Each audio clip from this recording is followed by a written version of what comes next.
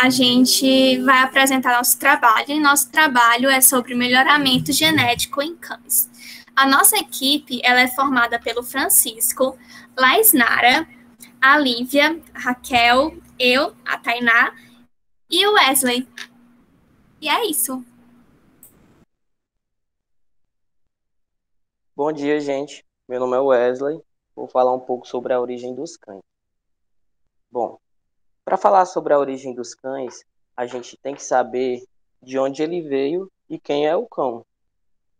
O cão, gente, ele está classificado dentro do grupo dos animais carnívoros, que é um grupo de animais que engloba todos os felinos, e aí vem os gatos, leões, tigres, todos os canídeos, que aí vem os cachorros, lobos, raposas, chacais, e também tem os ursos.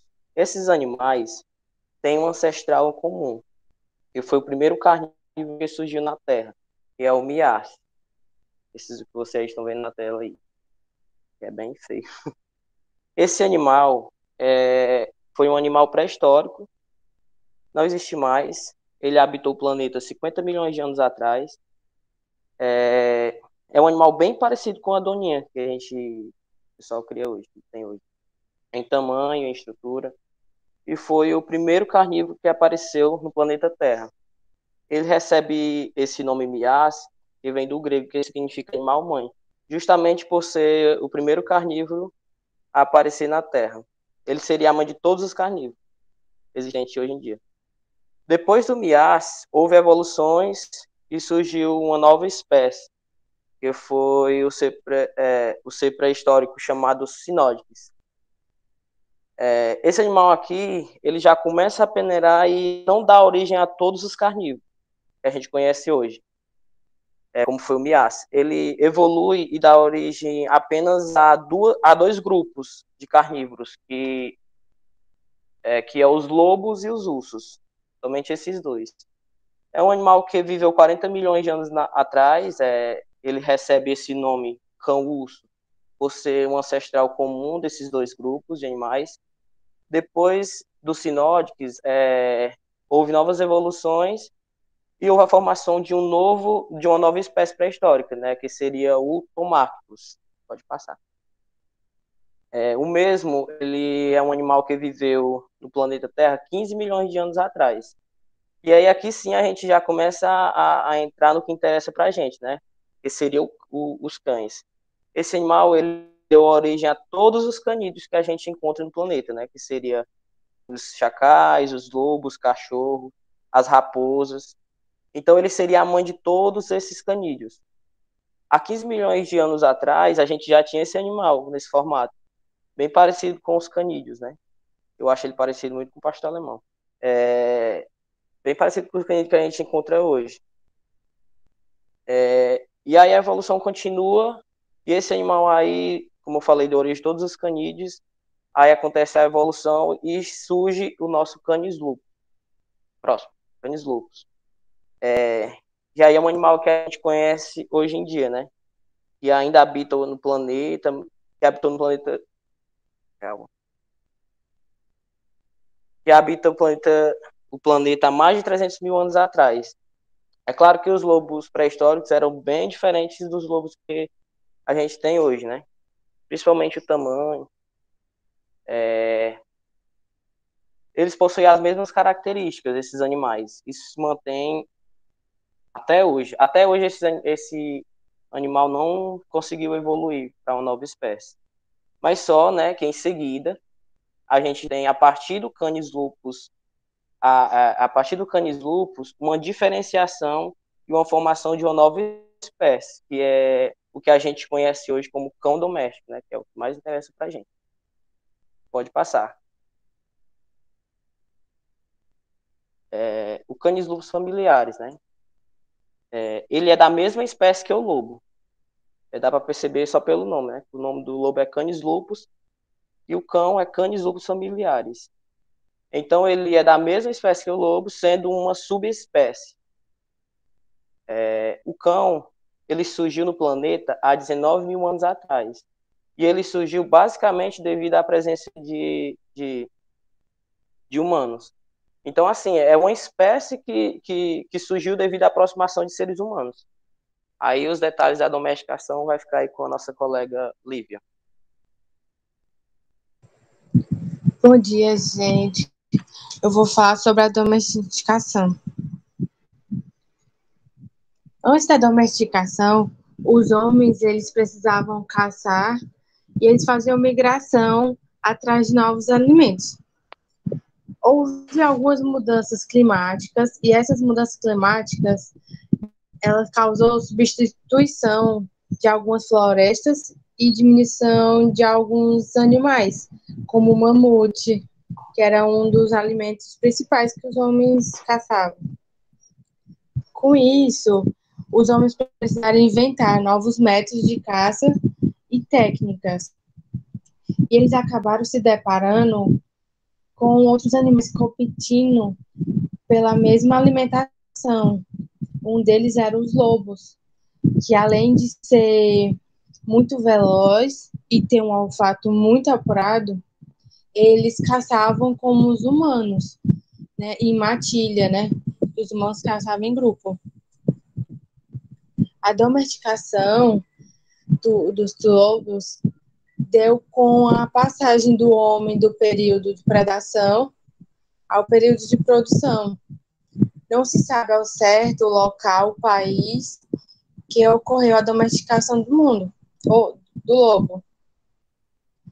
Muitas pessoas falam que ocorreu na Europa, numa parte da Ásia. Já outros artigos falam que ocorreu na Austrália. Mas todos os artigos falam que a domesticação ocorreu simultaneamente em alguns locais do planeta. Os lobos eles começaram a se aproximar dos homens por causa dos restos de comida que ficavam ali, que os homens comiam, e eles acabaram deixando o resto jogado. E com isso esses animais foram se aproximando e foi chegando mais perto dos homens.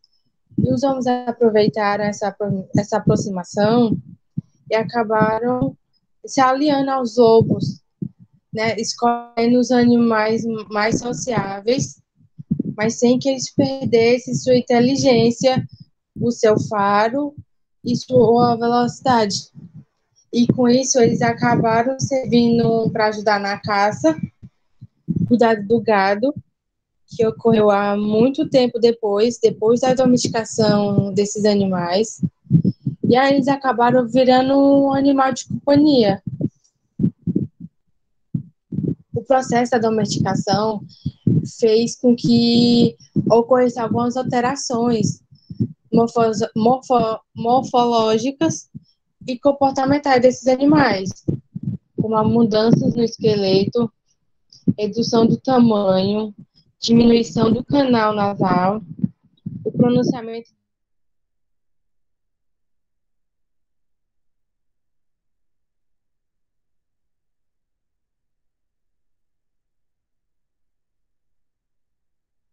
de cães, o melhoramento genético e algumas anomalias.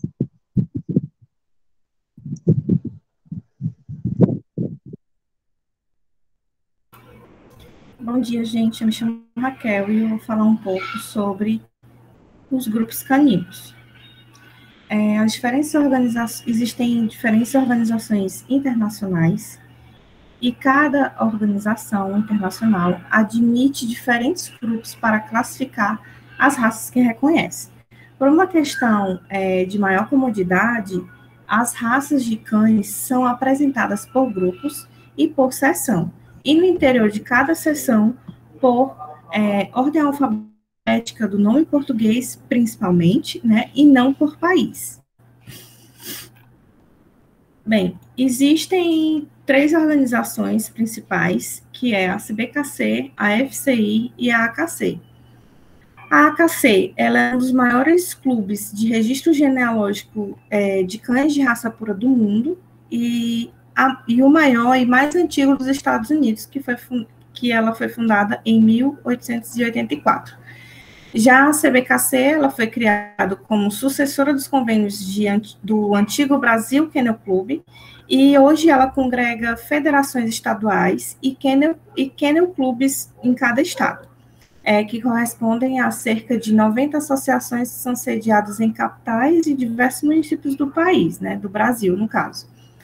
Já a FCI, ela foi fundada em 1911 na Bélgica e com o objetivo de promover e proteger a sinologia e os cães de raça pura por todos os meios que considerem desejáveis.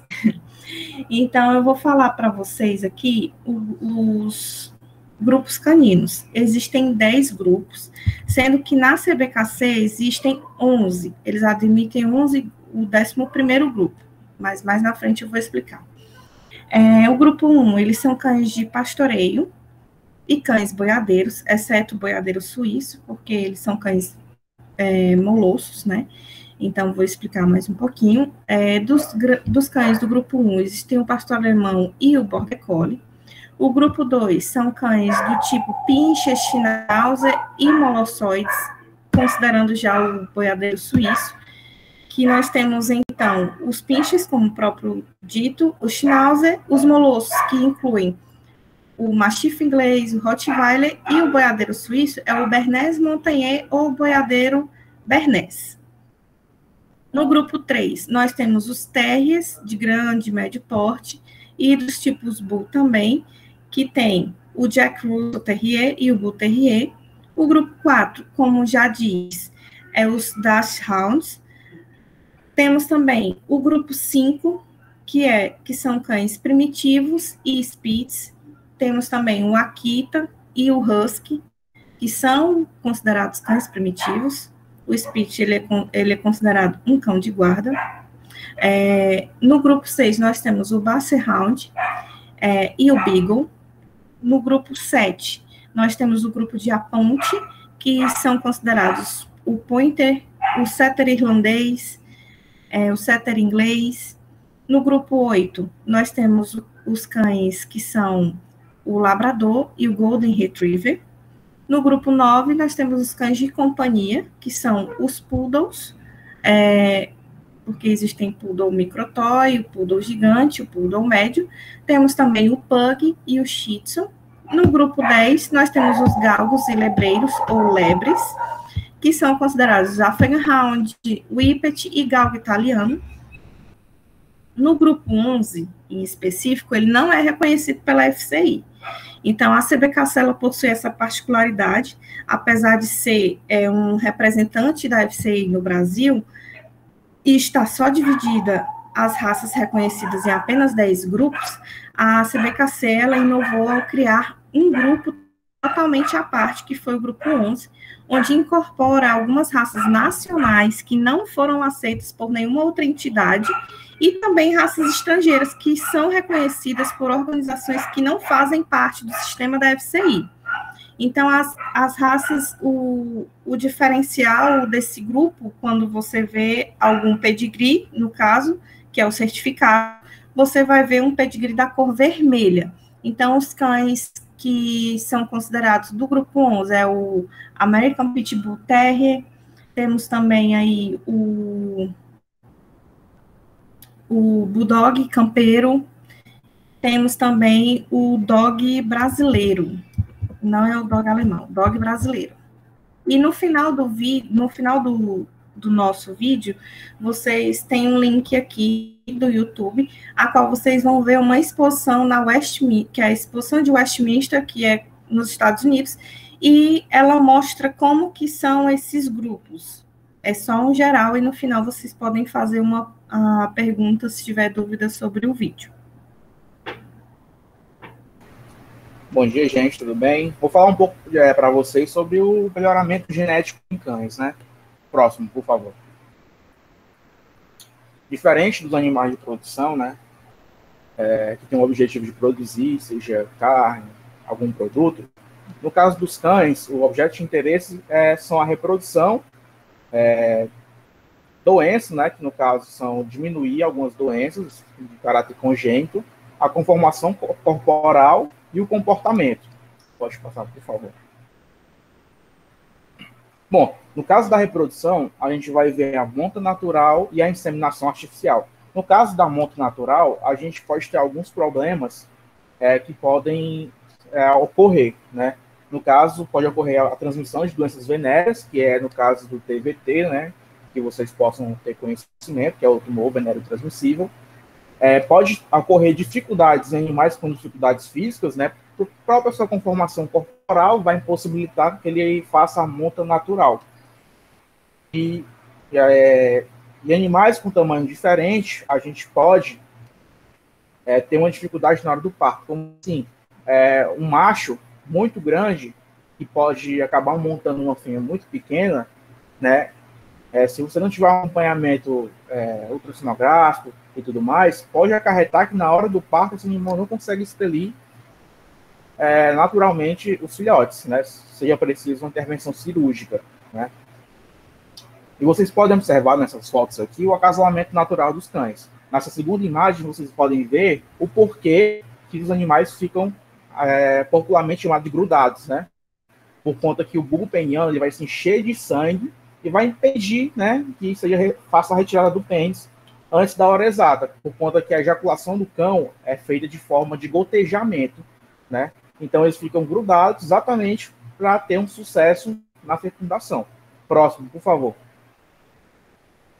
Bom, na inseminação artificial, a gente vai ter alguns fatores, né, que vão ser pró, né? Então, a gente vai ter o estresse reduzido, né? Até porque quando a gente vai fazer um monto natural, muitas vezes não se tem um cão do mesmo ambiente, a gente tem que transitar com o cão, até mesmo o estresse da cópula é muito estressante, né, para os animais. E ele possui uma menor probabilidade de transmitir doenças, né? E como eu falei, no caso do TVT, ele é transmitido de contato de mucosa com mucosa, né? Então, vamos necessitar também de um profissional altamente capacitado para fazer essa inseminação. E também temos 3 maneiras de estar inseminando, né? A forma de intravaginal, né, que consiste na deposição do sêmen na vagina da cadela. Na intrauterina não cirúrgica, que vai ser a deposição do sêmen diretamente do útero, de maneira não cirúrgica. E a forma intrauterina cirúrgica, né, que vai ser por via de laparoscopia e vai depositar esse sêmen diretamente lá no útero, tá certo? Pode passar, por favor. Pronto. A gente tem 3 tipos de cruzamento, né, que pode estar acontecendo. O imbrint, line imbrint e outcross. No caso do imbrint, a gente possui uma consanguinidade mais intensa, né? São feitos cruzamentos entre pai e filho, ou pai e filha, mãe e filho. No caso do line imbrint, a gente tem uma consanguinidade menos intensa, né? Tipo um neto, um avô, uma avó, né? E no caso do outcross, acho que é o exemplo que a gente tem mais comum hoje em dia, que é o cruzamento com animais sem consanguinidade próxima, né? Que é o modelo mais que a gente vê mais por aí. Por favor, próximo. Bom, falar um pouco da conformidade corporal. Queria mostrar para vocês alguns exemplos de algumas raças de acordo com o tempo, né? A gente pode ver essa ilustração do Pug no ano de 1745, né? Vocês podem ver que ele não era uma raça que tinha um focinho, ele era tão braquicefálico, né? Ele era mais alto, né? E por conta dessa conformação dele atual, ele possui série de problemas, né? A síndrome do braquicefálico, né? A estenose nas narinas, esse prolongamento do palato mole, e é bem prejudicial para a raça. Você pode ver na imagem da direita o bulldog inglês, como ele era antigamente, né? Hoje em dia ele tem uma conformação corporal bem diferente. Próximo. Vocês podem ver aí na primeira imagem o Shar-Pei, né? Que é aquele cãozinho da língua roxa, aí junto com o Chow Chow. E vocês podem ver que a conformidade corporal dele mudou bastante também. Na próxima imagem a gente pode ver um Basset Hound, né? Vocês podem ver expressivamente a orelha dele ficou bem maior, ele ficou bem mais comprido, né? E esse comprimento dele pode acabar acarretando em problemas de coluna, né? E por último, vocês podem ver o o Bull Terrier, né? Com a conformidade cranial dele mudou drasticamente também.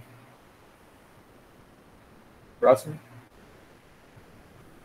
Então, gente, bom dia. Vamos falar um pouco sobre a genética da cor da pelagem e para dar início, vou falar um pouco sobre a interação gênica e sobre a cor da pelagem. A interação gênica ela ocorre quando 2 ou mais genes, localizados ou não no mesmo cromossomo, interagem e controlam uma característica. Muitas características dos seres vivos resultam da interação de vários genes. A cor da pelagem. Cada animal, cada cachorrinho, ele possui uma pelagem quase única. Dentre várias características, carregam alguns padrões de cores de cachorro, que é o que a gente conhece: marrom, caramelo, preto, cinza, bicolor e tricolor, ou seja, são infinitas possibilidades. O tipo e a cor da pelagem também podem determinar os traços genéticos do animal e até tem relação com alguns problemas de saúde. Vamos falar agora um pouco sobre a genética da cor da pelagem. Para a gente entender um pouco mais sobre a genética da cor e das pelagens, a gente vai falar um pouco sobre os locos, que são regiões específicas do cromossomo. Cada locus tem muitos alelos. E esses locus, eles são divididos entre B, A, D, E, K, M, S e T. O loco B, ele tem a concentração de eumelanina, que é a intensidade de cor. É mais puxado para a cor preta e a cor marrom, ou seja, a Bzinho é preta, Bzinho marrom. Determinada é o locus A. É determinada a quantidade e a localização de eumelanina e da feomelanina.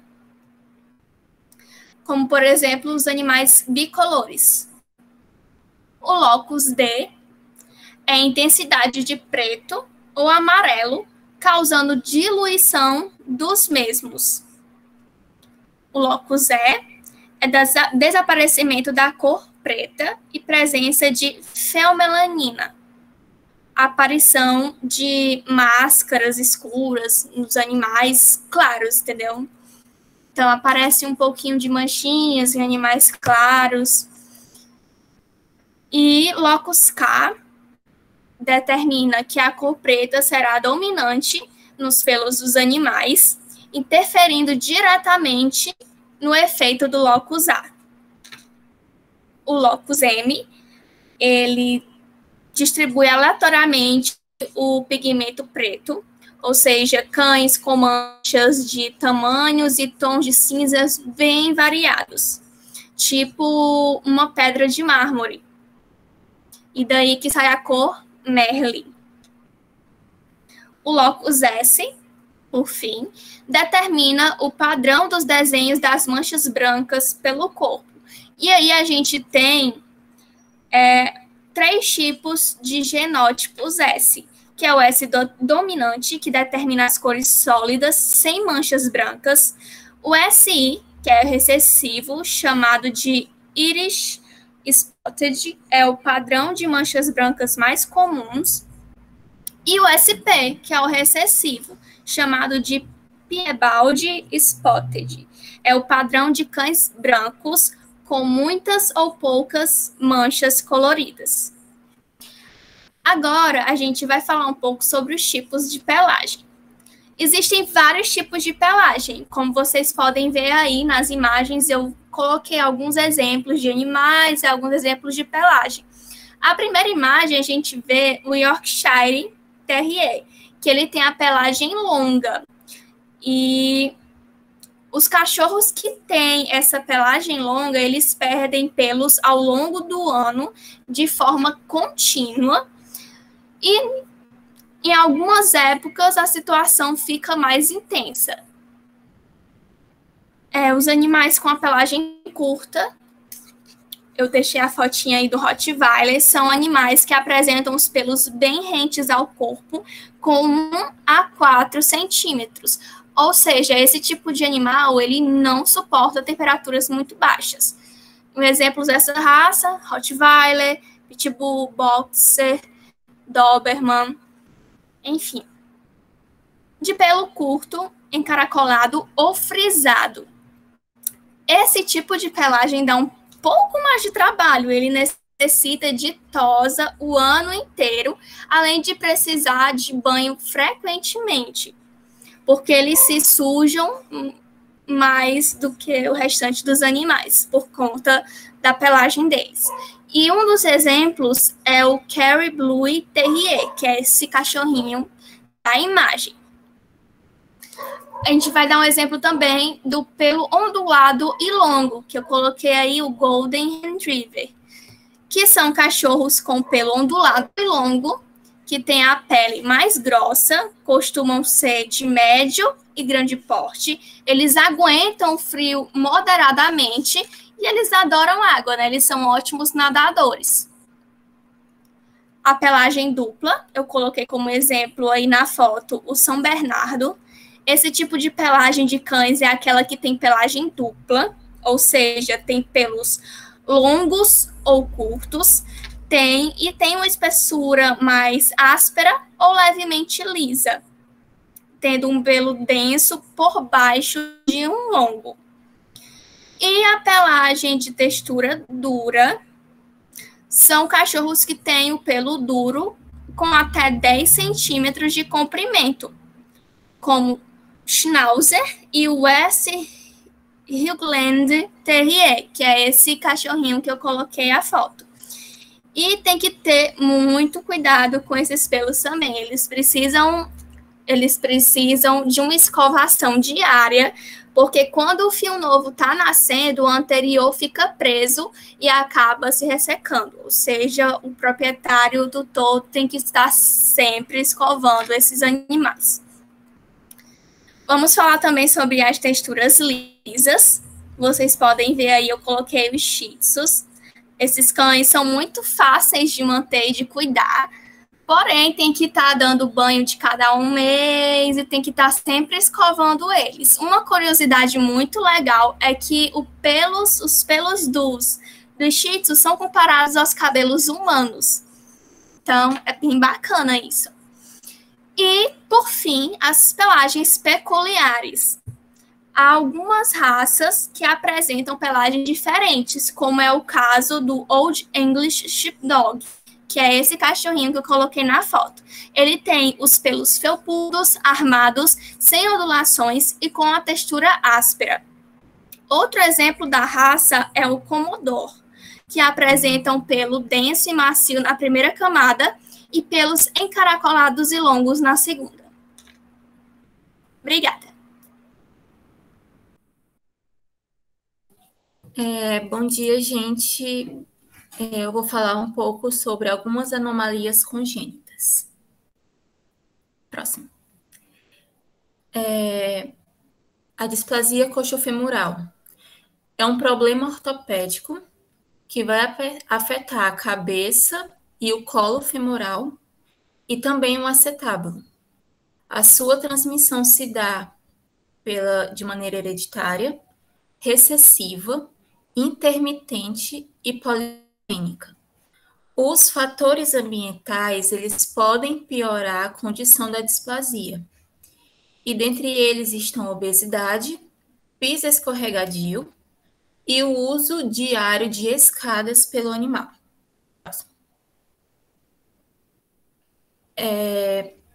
Dentre as raças mais acometidas, a gente pode falar das raças de médio e grande porte. Dentre elas estão Labrador, Golden Retriever, Pastor Alemão, Rottweiler e o American Pitbull Terrier. Próximo.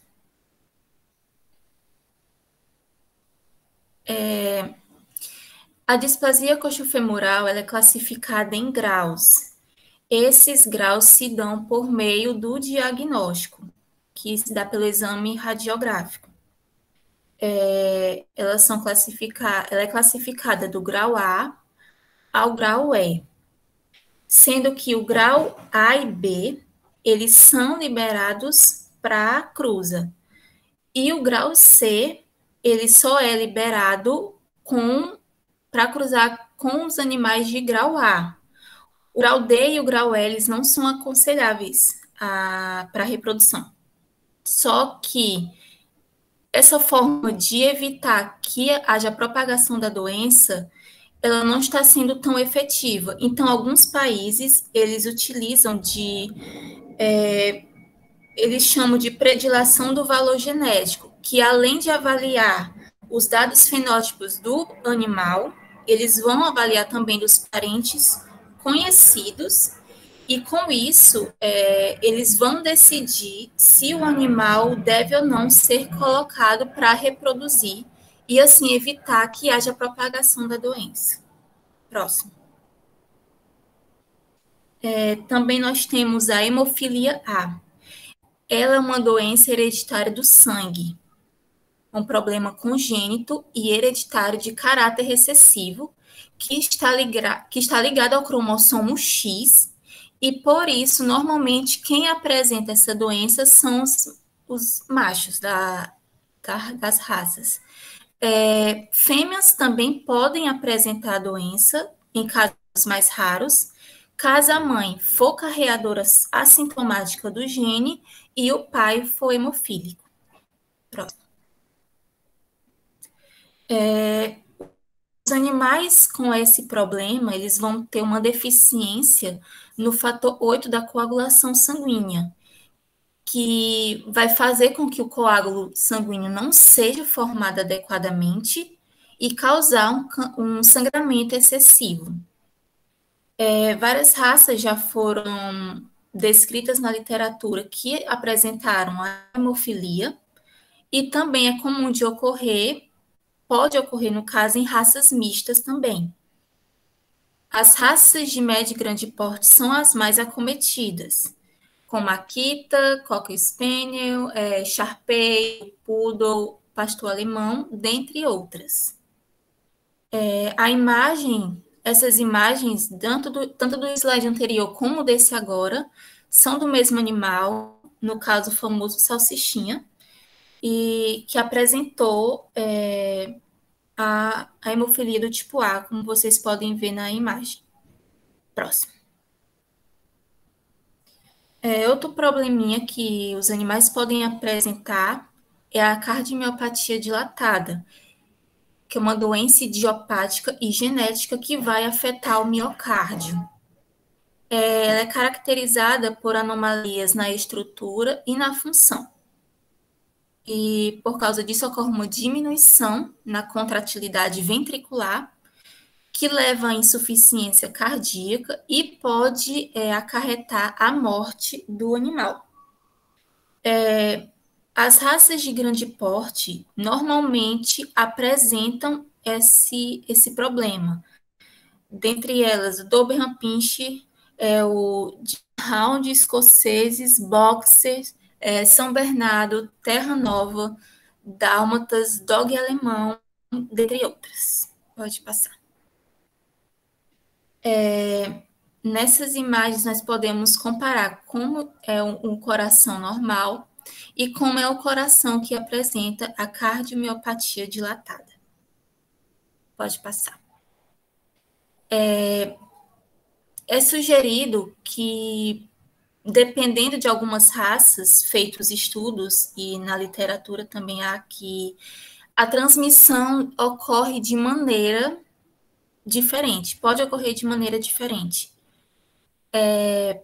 Como ocorre de modo autossômico dominante, apresentados pelas raças Terra Nova, Boxer e Doberman, de modo autossômico, como o do Irish Roughhound, modo autossômico recessivo, como no caso do cão de água português, e também ligada ao cromossomo X, como no caso do dog alemão. Próximo. E, por fim, temos a luxação de patela, que ela pode ser tanto de forma lateral ou medial, congênita, sendo que é mais comum ocorrer em pequenos animais a forma medial. Já na forma lateral, os cães de grande porte apresentam com mais facilidade, mas também, tanto um como o outro, eles podem apresentar tanto a lateral como a medial. Não é uma regra ser só exclusivo, um apresentar a forma medial e a outra a lateral. A forma congênita dessa doença, ela não é completamente entendida, mas ela se apresenta de forma uni ou bilateral, sendo a forma bilateral mais comum de ocorrer, e por ela ser mais comum de ocorrer, é sugerido que há um gene responsável por isso. E é um problema, uma doença que vai ter influência de fatores genéticos e ambientais. Próximo. Foram feitos estudos ao longo dos anos e os pesquisadores, eles concluíram que os machos, eles de grande porte vão apresentar a luxação de patela, enquanto que as fêmeas de pequeno porte é que vão apresentar a luxação de patela. E a luxação, ela pode ser classificada em 4 graus. Grau 1, grau 2, o grau 3 e o grau 4. Pode passar. Como já foi citado anteriormente, é mais comum que as raças de pequeno porte apresentem a luxação de patela, e a luxação de patela medial é a mais comum de ocorrer nas de pequeno porte, como Poodle, Yorkshire Terrier, Chihuahua, Griffons, King Charles Cavalier, Pinche, dentre outras. Mas as raças de grande porte, elas também podem apresentar a luxação de patela medial.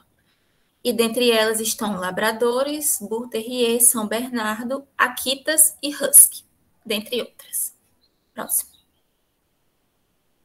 E nessa imagem nós podemos ver como é a posição normal da patela e como ela fica quando ocorre a luxação, ela se desloca. Pode passar. E essa foi a nossa apresentação, gente. Eu espero que vocês tenham gostado. Muito obrigada pela atenção.